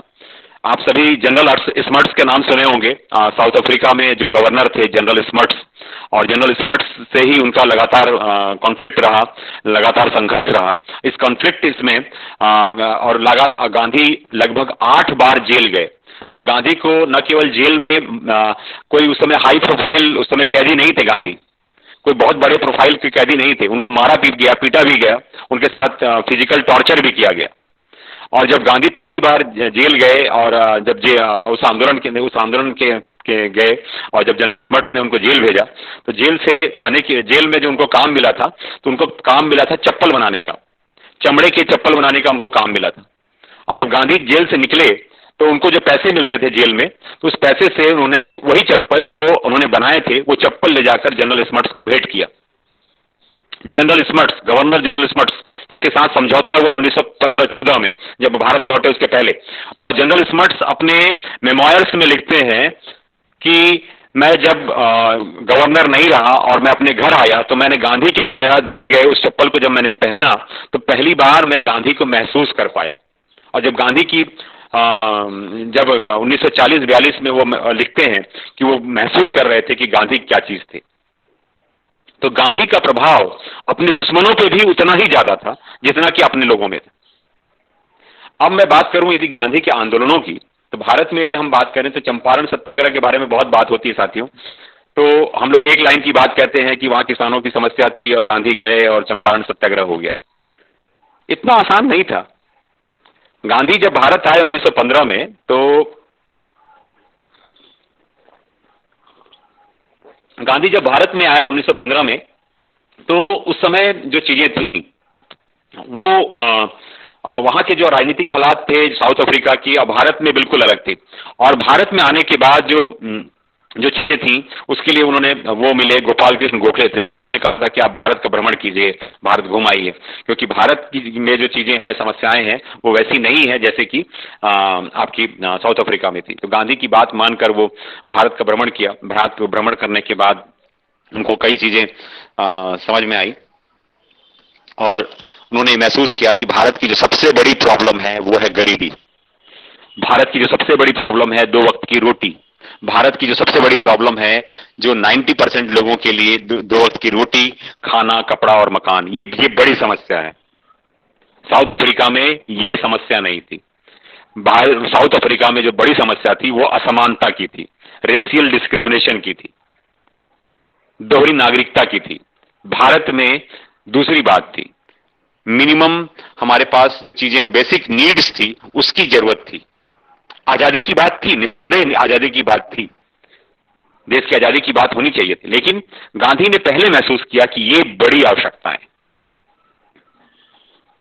और इसी बीच राजकुमार शुक्ल मिलते रहे उनसे कि भाई वहां चंपारण में, बिहार में बहुत किसानों के साथ अन्याय हो रहा है, उनको फोर्सफुली नील की खेती करने के लिए कहा जा रहा है। तो गांधी जी वहां पे बहुत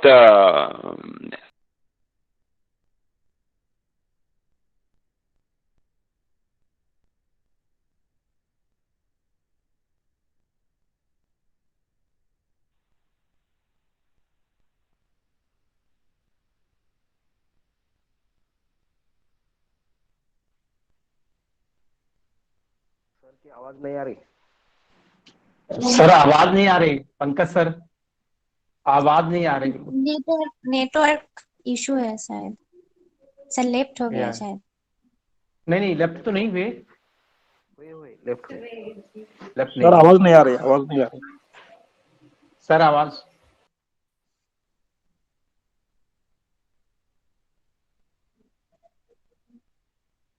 पंकज सर आवाज नहीं आ रही है आपकी। क्या पंकज सर आवाज नहीं आ रही आपकी? कुमार सर फोन करो सारंग सर को।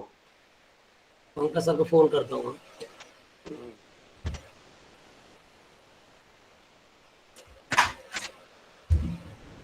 का लेक्चर चालू ही होगा उधर। संप्रिया जी मैं फोन करूं पंकज सर को? मैं कर रहा हूँ सर।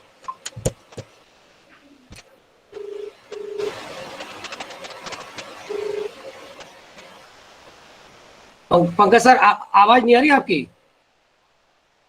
जी जी जी जी जी जी।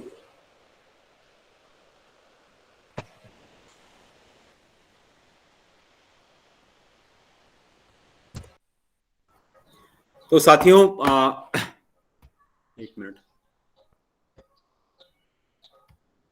हेलो, मेरी आवाज आ रही है सर? अभी आ रही सर। जी। तो गांधी का ये जो बात है, चंपारण की बात है, तो गांधी वहां गए, लगभग महीने भर उन्होंने सर्वे किया और सर्वे ये किया कि क्या वास्तव में, और वो अब सर्वे, यदि आप उस सर्वे को, रिपोर्ट को पढ़ेंगे तो आपको आश्चर्य लगेगा कि आज जो हम लोग इतिहास में रिसर्च करते हैं वो कुछ नहीं है। सोशल साइंस में जो रिसर्च करते हैं गांधी की रिसर्च के सामने कुछ भी नहीं है। आप एक बार डॉक्टर राजेंद्र प्रसाद को पढ़िए, on the feet of Mahatma and Champaran के बारे में कहानी है। अब आप चंपारण की किताब को पढ़िए, चंपारण सत्याग्रह को देखेंगे तो वो मेरे पास रखी है, मैं उसके बारे में बताऊंगा आपको। उसमें एक एक आदमी का डिटेल है कि फलाना किसान, उसकी इतनी जमीन, उसका ये सारा डेटाबेस लिया गया गांधी के द्वारा, ये सर्वे किया गया और उस सर्वे का रिपोर्ट बनाया गांधी ने और उस रिपोर्ट को बना के उन्होंने गवर्नर को दिया और वो कहा कि देखिए ये आपके राज्य में, आपके क्षेत्र में ये अन्याय हो रहा है नीलहे किसानों के साथ, तिनकटिया पद्धति के। और उसके बाद फिर उन्होंने कहा कि यदि आप ये कानून वापस दे रहे हैं या नहीं ले रहे हैं, नहीं तो मैं आंदोलन कर रहा हूं। ये थी गांधी की ताकत। आज के जैसे आंदोलन नहीं कि हवा में हमने क्या सीधा हमने रेल की पटरियां उखाड़नी शुरू कर दी, तोड़फोड़ शुरू कर दिया। ये आंदोलन नहीं है, ये आंदोलन नहीं है, ये हिंसा है। आंदोलन का मतलब ये है कि पहले हम ये समझ लें कि क्या हमारी समस्या जेन्युइन है, और जेन्युइन है तो उसको तर्क के आधार पर लड़ा जाए। उसके लिए हमारे पास रिसर्च डेटा हो, डेटाबेस हो। जब वो डेटाबेस होगा तब हमको लड़ने की आवश्यकता है। चंपारण सत्याग्रह को यदि आप समझेंगे, बहुत सारे लोग चंपारण सत्याग्रह को एक छोटी सी घटना मानते हैं और एक लाइन का एक क्वेश्चन बन जाता है कि चंपारण कहां पे है, चंपारण की घटना कब हुई, है ना, और यह चंपारण सत्याग्रह के नेता कौन थे, ये प्रश्न पूछे जाते हैं। लेकिन साथियों, ये जो पढ़ाने का तरीका है इतिहास को, ये मैं मानता हूं कि पूरे हमारे कह सकते पीढ़ियों को खराब कर देगा। इतिहास को नए तरीके से पढ़ाने की आवश्यकता है। इतिहास में गांधी को नए तरीके से उसकी पुनर्पाठ करने की आवश्यकता है। गांधी को इस तरीके से चंपारण सत्याग्रह पढ़ाया जाना चाहिए, तो बताना चाहिए कि गांधी ने क्या सर्वे किया, कैसे रिसर्च किया, कैसे किसानों की जानकारी ली और उन जानकारी को लेने के बाद कैसे उसको डॉक्यूमेंटेशन किया, कैसे उसको एक जगह कंपाइल करके फिर वहां के गवर्नर को, वहां के अधिकारियों को सूचित किया और उनको सूचित करने के बाद एक प्रकार से कह सकते हैं कि एक दबाव बनाया और फिर बाद में गवर्नर के पास जब वो पूरा प्रूफ पहुंच गया, वो पूरा सर्वे का रिपोर्ट पहुंच गया, तो आप बिलीव नहीं करेंगे कि गवर्नर को अपने उस कानून को वापस लेना पड़ा। तो हम लोग सिर्फ ये कहते हैं गांधी सत्य अहिंसा के थे और गए वहां बैठ गए, आंदोलन कर दिया तो हो गया। ये गलत है, इसको थोड़ा सा अलग तरीके से पढ़ने की आवश्यकता है। ऐसे ही आप खेड़ा सत्याग्रह की बात करें, खेड़ा में यदि चलेंगे, खेड़ा में जब सत्याग्रह हुआ तो गांधी ने सबसे पहले वहां के किसानों का फिर सर्वे किया कि आपका कितना एकड़ खेत है, कितनी आपकी जमीन है, कितना फसल खराब हुआ, और पूरा सर्वे किया, पूरे क्षेत्र का, खेड़ा जिले का पूरा सर्वे किया और सर्वे करने के बाद उसका डेटा गवर्नमेंट के पास प्रोड्यूस किया। और आज क्या होता है, आज जब फसल खराब हो जाती है, सरकार घोषणा करती है कि हम सारे किसानों को इतना मुआवजा देंगे। ये गलत है, जबकि तरीका क्या होना चाहिए, इस सर्वे होना चाहिए। और सर्वे होने के बाद हुआ क्या कि उन्हीं किसानों को मुआवजा अंग्रेजों ने दिया जिनका वास्तव में नुकसान हुआ था, जिसके डाटा गांधी जी ने वहां पे प्रस्तुत किए थे। तो कहने का अर्थ ये है कि आज जो आंदोलन हो रहा है या आज जो जिस प्रकार से हम गांधी को बदनाम करके कहते हैं कि गांधीवादी आंदोलन है, ये गांधी का आंदोलन नहीं। गांधी के आंदोलन में रिसर्च था, गांधी के आंदोलन में सत्यता थी, और बिना अध्ययन किए गांधी कभी नहीं। आज जैसे हम बात कर रहे हैं, किसी कानून का विरोध कर रहे हैं, तो मेरा ये कहना है कि हमको रिसर्च बेस पे होना चाहिए। हमारे पास पूरे इतने आंकड़े होने चाहिए कि हम सरकार के सामने पुटअप कर सकें और कहें कि आपकी नीति गलत है, लेकिन हमारे पास वो डेटाबेस नहीं है। जब तक डेटाबेस नहीं होगा, आप सरकार को कैसे कह पाएंगे कोई बात। तो मेरा इतना कहना है कि गांधी से हमको बहुत कुछ सीखने की जरूरत है, जिसको कि आज भी टेक्स्ट बुक्स में बात नहीं की जाती, या इतिहास की किताबों में बात नहीं की जाती, या हम जैसे शिक्षक जब पढ़ाते हैं तो हम गांधी की इन बातों के बारे में बात नहीं करते। जब तक हम बच्चों के बीच में इन बातों को नहीं करेंगे, तो मुझे नहीं लगता कि गांधी के साथ हम न्याय कर रहे हैं।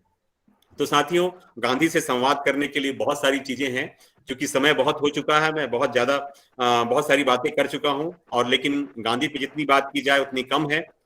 फिर भी हम लोग और भी सेशन मिलेगा, हम बात करते रहेंगे और गांधी की बहुत सारे पहलुओं पे बात करेंगे। मैं अपनी वाणी को यहीं विराम देता हूं, और आप सभी ने मुझे लगभग 1-1.25 घंटा सुना, इसके लिए बहुत बहुत धन्यवाद। मैं सबका आभारी हूँ। धन्यवाद।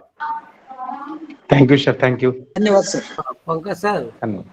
तो आप लोगों ने 1.25 घंटे से पंकज सर को सुन रहे हैं कि बड़े अपने सभी साथियों से बड़ा विनम्र अनुरोध और आग्रह के साथ मैं कह रहा हूँ, केवल 5 या 6 मिनट मैं लूंगा, तो उसके लिए आप सभी से अनुमति चाहूंगा मैं, और विशेषतः पंकज सर की, पंकज सर की अनुमति हो, केवल 5 या 6 मिनट में बोलना चाहता हूँ।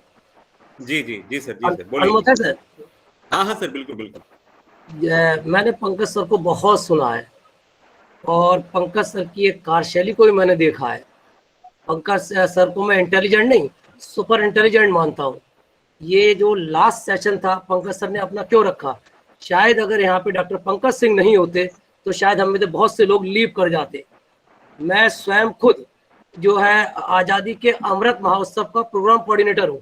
5 बजे से मेरा आज कार्यक्रम लगा हुआ है, स्वतंत्रता संग्राम में शहीद आजम भगत सिंह का भूमिका, इस पे एक मेरी वेबिनार लगी हुई है, और मैं 4:45 बजे अनुमति ले ली थी सर से अपने आप को लीव करने की, लेकिन इतना इंटरेस्टिंग सर का बोल रहा कि मैं अभी भी लीव नहीं कर आया हूँ। मैं उसकी व्यवस्था असिस्टेंट कोऑर्डिनेटर जो है उनसे मैंने उसको अरेंज करवाया है।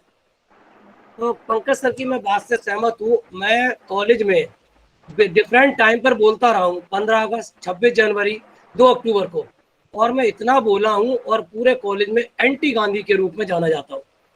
लेकिन पंकज जी को जब से सुना, तो पंकज जी में वो क्षमता मुझे पूरा गांधी कर दिया पिछले इतने टाइम से जुड़ने के बाद। और बहुत अच्छी बात पंकज जी कहते हैं कि अल्प ज्ञान के बगैर, अगर आप अल्प ज्ञानी हैं तो आप अपने तर्क को जस्टिफाई नहीं कर सकते। मैंने हमेशा तैयारी के साथ, हमेशा, यहाँ कही जाती है मजबूरी का नाम महात्मा गांधी, ये बहुत बड़ा स्लोगन है, और इसको प्रमाणित भी किया जा सकता है। जो रिसर्च की बात है, मैं रिसर्च से ही इसको प्रमाणित कर दूंगा। I am man of commerce, I am man of statistics, मैं डाटा से ही बात करता हूँ, क्योंकि हमारे यहाँ पढ़ाई जाता है डाटा एनालिसिस का। अगर बात करें तो कॉमर्स वालों अच्छा नहीं जानता।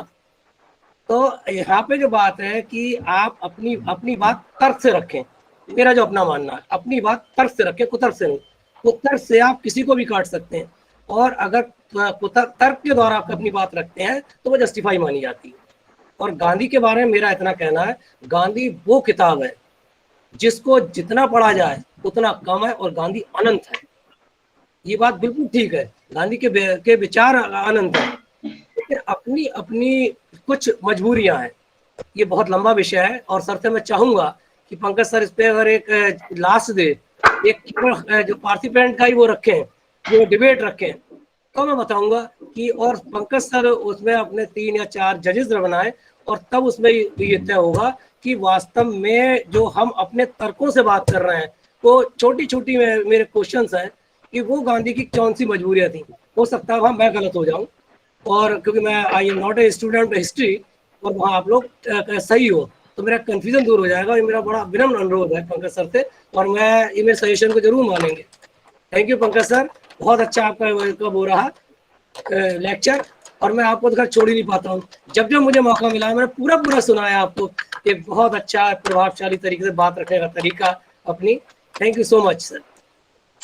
थैंक यू डॉक्टर विमल, आपने मुझे सुना, और आपने कहा कि आप एंटी गांधी होते हुए भी मुझे सुन रहे हैं, तो ये मेरे लिए सौभाग्य की बात है सर कि आप जैसा विद्वान जो है। और मैं सर क्योंकि गांधी की बात में विश्वास रखता हूं, और गांधी एक इंटरेस्टिंग घटना बताऊं कि 1909 में जब वो गांधी लंदन गए थे और बाद में जो उन्होंने हिंद स्वराज लिखी, उसके पहले की एक बहुत मजेदार घटना बताता हूं आपको कि लंदन गए थे तो वो बहुत सारे डेलीगेट्स से मिले और उनका उद्देश्य था कि साउथ अफ्रीका में जो भारतीयों के साथ जो रंग भेद हो रहा था या जो उनके साथ जो अधिकारों का हनन हो रहा था या सेकंड कैटेगरी सिटीजन माना जा रहा था, उसको लेकर वो अपनी बातों को रखने के लिए वहां के वायसराय से लेके बहुत सारे मेंबर ऑफ पार्लियामेंट और इवन भारतीयों के बहुत अलग अलग दलों से मिले। इसी बीच में उनकी मुलाकात भारत के बहुत सारे क्रांतिकारी नेताओं से हुई, इवन विनायक दामोदर सावरकर के साथ भी हुई और एक मंच पे गांधी और सावरकर एक ही मंच पर बैठे भी थे और गांधी के मन में सावरकर के लिए बड़ा सम्मान भी था और ये भी बात बता दें और लेकिन गांधी अपने हिंद स्वराज में इस बात को लिखते हैं कि हमारे बहुत सारे साथी हैं जिनके मैं उनके विचारों से सहमत नहीं हूं।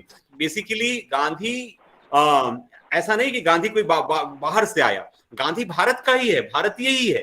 तो सवाल ये था कि गांधी इस चीज को महसूस कर रहे थे कि मेरे भाई जो हैं, चाहे वो सावरकर हो चाहे और लोग हैं, सभी का रास्ता आजादी है, देश की आजादी ही है, लेकिन रास्ता कौन सा सही होगा, साधन और साध्य क्या होगा, इस पर बात है कि हमारा टूल क्या होगा, जो हमारा जो एम है, जो गोल है और वहां तक पहुंचने का रास्ता क्या होगा, इसको लेके सारी बात थी। तो गांधी ने उसको बहुत विनम्रता से स्वीकार किया और बड़ा एक अच्छा डिबेट किया सावरकर जी के साथ और बहुत हद तक अपनी बात को कर पाए। लेकिन देखिए सावरकर का अपना एक मानना था और गांधी का अपना था और बहुत सारे और इसके अलावा इंडिया हाउस के बहुत सारे क्रांतिकारियों से मिले और उन्होंने अपनी बात रखी। तो सर विमल सर, मैं जरूर जो 4 सेशन है उसमें से हम लोग ओपन डिस्कशन होगा सर। और मैं आपको बता दूं कि गांधी मेरे लिए मेरे कोई रिश्तेदार नहीं है, मैं बार-बार ना मैं गुजराती हूँ और न ही मेरे रिश्तेदार हैं, लेकिन गांधी के विचारों से मैं जरूर प्रभावित हूँ और मैं ये मानता हूँ कि गांधी ने मेरे जीवन में बहुत बदलाव लाया है। मेरा जो आज मैं जो भी हूँ, तो मैं मानता हूँ कि बहुत कुछ गांधी ने मुझे दिया है। तो मैं और इस देश में मतलब शायद हजारों लाखों जो लोग हैं इस चीज को मानेंगे कि हमारी जो देश की आजादी मिली, शायद हम दूसरे कारणों से हमारे यहाँ खून जरूर बहा, लेकिन आजादी के लिए खून बहुत कम बहा। शहीदों ने अपने जान कुर्बान की, लेकिन जिस शक्ति के सामने हमें आजादी मिली वो अपने आप में अभूतपूर्व थी। और इसके बारे में और आप जो कह रहे हैं हम लोग इसको डिस्कशन में लाएंगे और आप में से बहुत सारे ऐसे साथी होंगे जो गांधी अम्बेडकर, गांधी सुभाष, गांधी भगत सिंह और बहुत सारे डिबेट्स को हम खड़े करेंगे और उस पर बात करेंगे और मुझे लगता है यही संवाद करने की आवश्यकता है। Thank you sir. बहुत बहुत बढ़िया sir, welcome sir.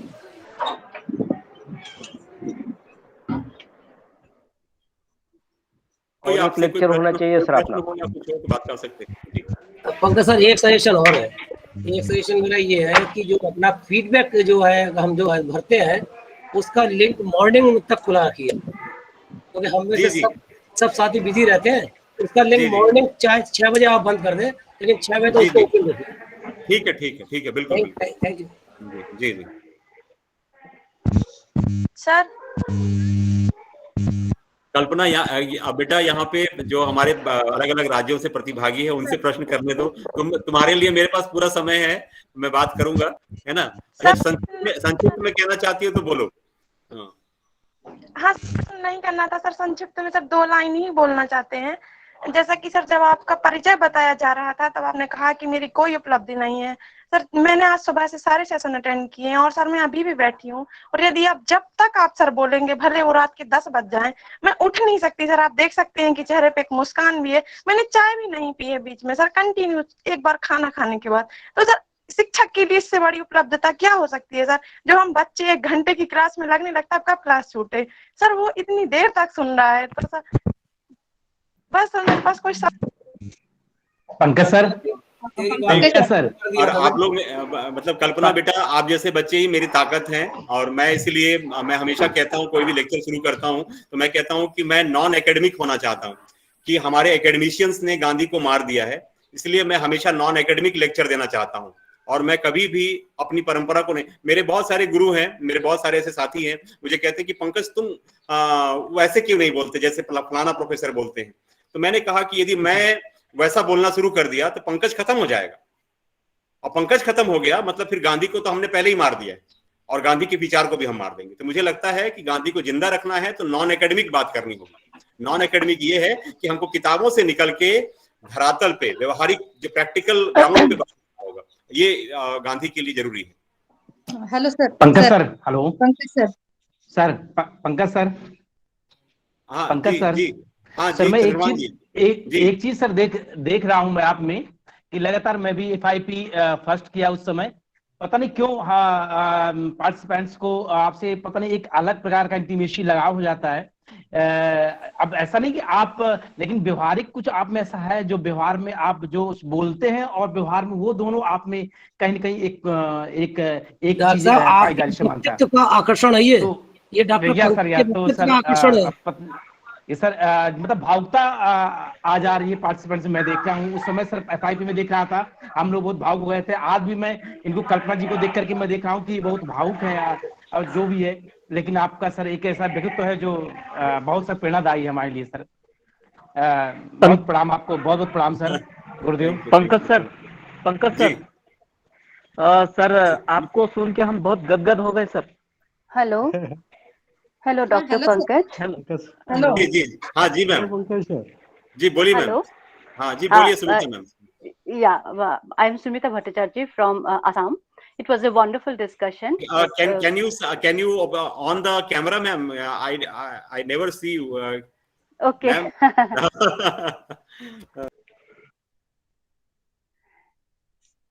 Am I visible? Yes, Yeah. ma'am. Okay. Very good evening. Good evening. I would just like to, means regarding at the very outset, let me tell you, it was a wonderful discussion, and the entire day has been a very wonderful one, and particularly yours one was really nice. Relating to the course, I would like to put across 2 points. Okay, first one is a request, and second one is a sort of a query. Yeah, so my request is that would you please along with the name of the topic, could you please also make us aware about the topic of the speaker, the name of the speaker along with the topic of the speaker, because only once the speaker pronounce the topic, and afterwards for some reason or the other, if we somehow miss that, we cannot write in the feedback, because it is a mandatory part that we are to fill in. So would you be very kind enough to let us know the name of the speaker as well as the topic of the speaker? This is one request from my side. And second one is a query, because relating to today's day, there were only 3 sessions, academic sessions, and the first session was an inaugural one. Okay, so when I was writing the feedback, when I was filling in the feedback form, what I did was, in the first session, I actually gave the feedback of the second resource person. The in the second feedback form, I actually gave my feedback on the third resource person, and on the third this thing, I gave your feedback. So the fourth one is coming out blank. So I don't know whether it is a mistake on my part or whether some this is what I did. Okay. Yeah, let me I'm making you aware of it. Will it be a problem? No, it will not be problem, because just you have to feel on the first part of the first session, you have to just mention that it was inaugural session, and okay, that I did not. Yeah. That you have to I mention did not. that I did in not this do session, that. Vice Chancellor has blessed Yeah. us. Yeah. Yes. So I did not do that actually. What I did was the fourth session remained blank. Okay. Because we had only 3 technical sessions. Don't worry. We will consider it. You have informed me, and every day you have to give the feedback or every session, and I accept my fault, ma'am, because due to we are facing a lot of work as Dr. Vimal sir. No, that we understand. The NAC peer team is going to visit our university very soon, and my head of the department always. Yesterday I was in the department up to 7 p.m. In the evening, and I was working for the NAC peer review team for the presentation. And I don't have the time, and I really No. this is my fault. And It's perfectly surely- okay. No, it's not. It's not your fault at all. It is not your fault at all.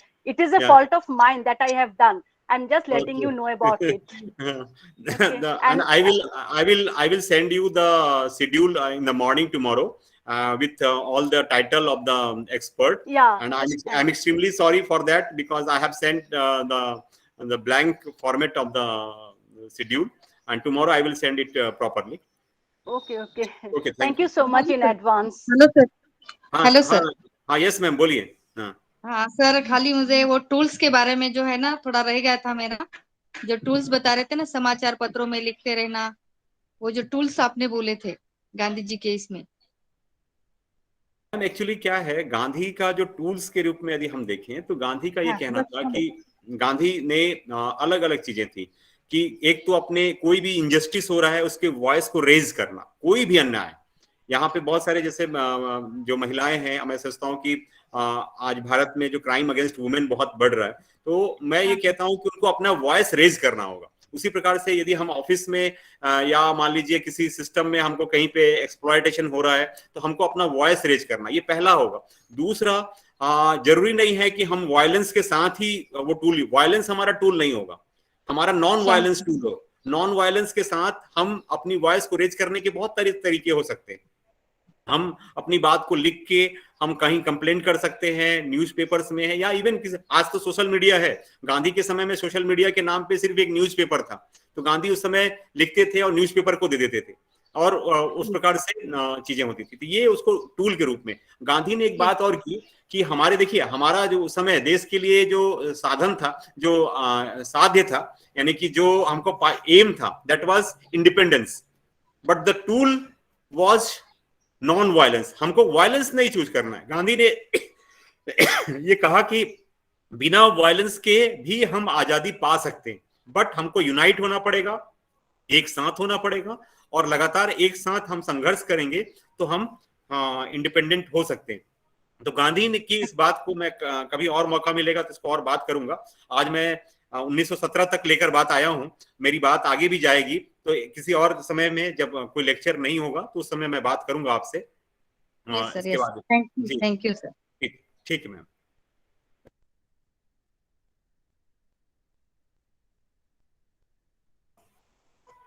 मुझे लगता है कि और कोई प्रश्न नहीं है शायद, और कोई बात नहीं है, तो और कोई प्रश्न है साथियों तो आप पूछ सकते हैं या कोई बात कर सकते हैं इससे संबंध में। मेरे ख्याल सर आपकी बहुत टायर्ड है अब मेरे ख्याल। सर जी I am doctor Meera Nakade from Maharashtra, Nanded. हाँ जी मैडम, नमस्कार। नमस्कार मैडम। नमस्ते सर, नमस्ते sir. Your session was very much innovative, understandable. We have learned so many aspects of Mahatma Gandhi from your speech, and we are very much encouraged how to use the different tools to fight against all kinds of injustices that happen with us. Sir, I am very much impressed by your lecture. Sir, one of my problem is that morning's present is not this present attendance form I have filled, and that is not filled, that is now I have filled, because all the time I am hearing your lectures, and I have went for 80 kilometers from Nanded to Basmat to Nanded, and all the time I am hearing your lectures. Okay, ma'am. Morning present is not, I am not. Okay, don't worry. You have informed me that is enough. And yes, if all the time, whenever you miss the attendance, please inform me. That is why I will consider it properly. Okay. Okay. Sir, I learned from your lecture that we cannot compare one person to other, because as far as the nature is concerned, every person is different from other. Then why should we compare one persona to the other, one personality to the other personality? And that was the biggest fault. And then we cannot judge one personality to other. This is my exactly, ma'am. I just give an example. When in a family, two brothers or one brother or sister is not equal and like-minded, they have difference of opinion. Even there are a lot of difference of opinion with our parents also. So how can we compare Gandhi and Ambedkar will be think similarly? How can think Bhagat Singh and Gandhi think similarly? and they have their own ways. Bhagat Singh has his own way, own ways, and Gandhi has a different way. And they both of them, they respect each other. They have a lot of respect. But being a historian and being the student, we are misguided by the teacher fraternity, because कि हम गांधी के बारे में ये जो गलत बातें जो फैलाई जाती हैं, ये खराब है. तो मुझे लगता है कि हम गांधी से क्या सीख सकते हैं, ये जरूरी है. हम देखिए, it is very easy to I am not recalling the word properly. It is very easy to note down any criticize, but criticize anybody, appreciation and very hard to appreciate. Yes, appreciate. So, but we can learn a lot from Gandhi. There are a lot of positive things we can learn. Why we are thinking about the negative things of Gandhi? Forget it. He was a human being. And he always admitted that I am a very common man. I am very simple man. Yes. I have nothing like Mahatma. I am disagree with Professor Sanjay Kumar that Gandhi enjoys the Mahatma-pan. He never enjoys the Mahatmas. I have the written evidence of Gandhi that he has said, I never love Mahatmaism. I have nothing about Mahatma. मेरे में महात्मा जैसा कुछ भी नहीं है. मैं बहुत ही साधारण आदमी हूँ. That is the important thing. Those people who says I am not great, but they are great people, sir. They are great. Yes, ma'am. You are very correct. Yes. Okay, thank you. Very bold lecture you have given, sir. We liked and we are very much impressed by your lecture, sir. Thank you. Thank you, ma'am. Shivaji Yadav sir, जी sir, बोलिए. Sir Pankaj sir, आपका lecture दूसरी बार मैं सुन रहा हूँ गांधी जी का, तो हर बार एक नया पहलू सामने आता है आपका, और गांधी जी के बारे में आपका जो अभ्यास है वो बहुत ही अच्छा है. पहले आपने हमारे कॉलेज में दिया था, वो भी अलग था, आज का भी अलग है. तो एक नया, एक बढ़िया अभ्यास आपका इस गांधी जी के बारे में लगता है मुझे, और बहुत अच्छा सेशन है. और आप है, इसीलिए हमने इस शॉर्ट टर्म में सहभागी हुआ मैं. Thank you, Dr. Shivaji. Hello. For your kind appreciation. Hello. हाँ, yes, सर, पंकज सर. हाँ सर, बोलिए सर. सर मैं महाराष्ट्र नांदेड़ से बात कर रहा हूँ, डॉक्टर शिवाजी भदरगे. डॉक्टर शिवाजी जी बोलिए. हाँ, आदरणीय डॉक्टर उज्ज्वला सदावर्ते मैडम हमारी प्राचार्य मैडम है. उन्हीं के कॉलेज में हिंदी डिपार्टमेंट में हूँ मैडम सर. जी. मेरा विषय हिंदी है, लिटरेचर. और लिटरेचर का कोई आदमी आपसे सवाल करना ये बहुत कठिन लग रहा है सर. फिर भी अभ्यास के तौर पर मैं आपको सवाल करने वाला हूं, मगर अभी नहीं करूंगा सर. जो अपना सेशन रखा गया है उसमें मुझे आपको बहुत कुछ बातें करने हैं सर. एक तो कोई पूर्वाग्रह दूषित विचारों से नहीं, मगर एक आप विचारों के साथ विचार का जो ये होना चाहिए, उसमें साम्य वैषम्य जो है, या दोनों को किस तरह से पास लाना है, उस बात को लेकर जो सेशन होगा उसमें मुझे पूछना है. अभी नहीं पूछूंगा सर, मगर आपका जो आपकी वाणी जैसे कि हिंदी बोलते हो, तो मुझे लगता है कि आपके जैसे हिंदी कोई हिंदी भाषी भी नहीं बोल सकता है जिसका लिटरेचर है.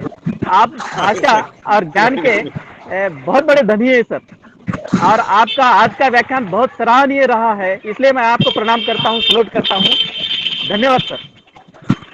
Hello sir. Thank you sir, thank you. मैं आपके प्रश्न के लिए इंतजार करूंगा. और जी सर. जी, और सेशन में भी आप पूछ सकते हैं, और कभी ये कोर्स खत्म हो जाए तब भी हम लोग बात कर सकते हैं सर. गांधी पे बात करने के लिए मैं रात में 12 बजे भी बात कर सकता हूँ, कोई दिक्कत नहीं. अपना एक अलग सेशन रखने वाले हैं ना सर आप? हाँ जी, 4 सेशन है सर. We have 4 session. जी. Hello sir. जी. धन्यवाद सर, धन्यवाद. हेलो दयानंद जी, बोलिए. जी. हाँ सर, प्रणाम सर. सर आपकी विषय प्रस्तुति मुझे बहुत बड़ी अच्छी लगी सर.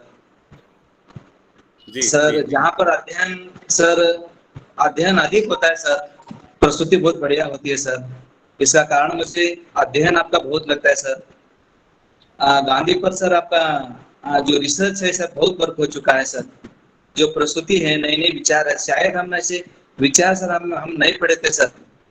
लेकिन लंदन का जो क्षेत्र है सर, और जो भी कार्य क्षेत्र किसानों के प्रति उनका, ये जो विशेष जानकारी दे रहे हैं सर, बहुत धन्यवाद सर आपको। मुझे लग रहा है सर कि कोर्स को मैं प्रेजेंट होके अब बहुत बड़ा मैं भाग्यशाली सर मैं अपने आप को समझता हूँ। लेकिन आपका कहने का जो सर ढंग है वो बहुत बढ़िया है सर। आपके शब्द सर, आपकी भाषा सर, आपके जो वाक्य है सर बहुत बढ़िया है सर, सुनने योग्य लगते हैं सर। जी जी, थैंक यू थैंक यू हाँ थैंक यू। सर, धन्यवाद सर। मैं अपने आप को भाग्यशाली समझता हूँ सर, आप जैसे प्राध्यापक के सामने बैठा हूँ। नहीं नहीं सर, हम लोग सब साथी हैं और हम लोग सर एक दूसरे से सीखते हैं, और मैं भी आप लोगों से बहुत कुछ सीखता हूं। और आप में से तो जैसे यहाँ प्रोफेसर प्रतिभा मैडम है, तो वो तो हमारी गुरु समान है, और वो हम उनसे सीखते हैं। और बहुत सारे हमारे सीनियर साथी है, सदावर्ते मैडम है, ये सब हम लोग के सीनियर मैडम है। और सदावर्ते मैडम पिछले मेरे कार्यक्रम में भी थी। शिवाजी यादव तो हमारे मित्र है, जो यहाँ सागर आ चुके हैं पहले। और मेरी तो छोटे साथी हैं, चंद्रभान है, और क्या नाम है, संप्रीता भट्टाचार्य हैं, संप्रीता बनर्जी है, सौमिक बनर्जी है। ये सब सारे मेरे साथी जो पुराने साथी हैं। इसमें और भी है संतोष, हाँ अरुण जी है, मैं आपको पहली बार सुन रहा हूँ सर। अरुण जी भी है जी, मधुकर यादव जी भी है, मधुकर यादव भी देख पा रहा हूँ, और संतोष बेटिटोर भी हैं, और एक और साथी जो मैं नाम भूल रहा हूँ अभी नहीं दिख रहे हैं। तो ऐसे बहुत सारे साथी हमारे इसमें हैं जो पहले भी हम लोग साथ में रहे हैं। तो ये जो कोर्स होता है सर, बेसिकली हम लोगों को आपस में डायलॉग करने के लिए, आपस में बात करने के लिए, और मैंने इसलिए इसको प्लान किया है कि हम सब एक दूसरे को सुन पाएंगे, समझ पाएंगे। जी सर ओके, बहुत बहुत धन्यवाद सर। जी हेलो सर। Hello sir. हाँ, मैं महाराष्ट्र से संतोष जेठथोर बोल रहा हूँ। हाँ जी जी जी सर, नमस्कार। नमस्कार नमस्कार। आपने जो अच्छा लेक्चर दिया, जो बहुत सारी बातें अच्छी तरह से आपने बता दी।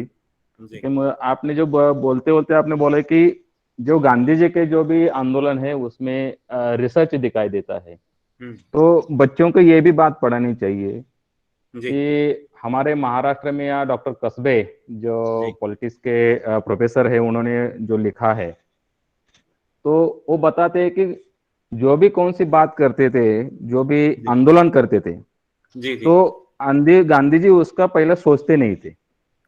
उसका परिणाम बाद में जो भी होगा उसको क्या कहते हैं, उसको लड़ने के लिए तैयार हो जाते थे।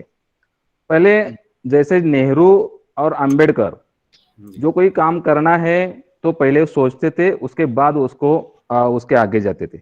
ऐसा क्यों था, जो ये मुझे ये भी बताना चाहिए, और ये भी इसके बारे में थोड़ी सी बातें आपको बतानी चाहिए। तो गांधी जी ऐसे क्यों करते थे कि पहले जो भी कोई काम करना चाहे तो वो सोचते नहीं थे, बाद में सोचते थे। ऐसा क्यों था? सर, इस पे हम लोग बात करेंगे। और मैं आपको बताऊं कि गांधी हर प्लान को, इवन नॉन कॉपरेशन मूवमेंट किया था, उसके पहले भी प्लान था। ये बहुत इंटरेस्टिंग है सर। मैं देखूंगा एक सेशन में आप लोगों से जो बाकी बच गया है, जो गांधी के आंदोलनों के बारे में बात करूंगा, और मैं बताना चाहूंगा कि क्या चीज हम लोग बात नहीं कर पाते हैं, ये जरूर मैं कहूँ।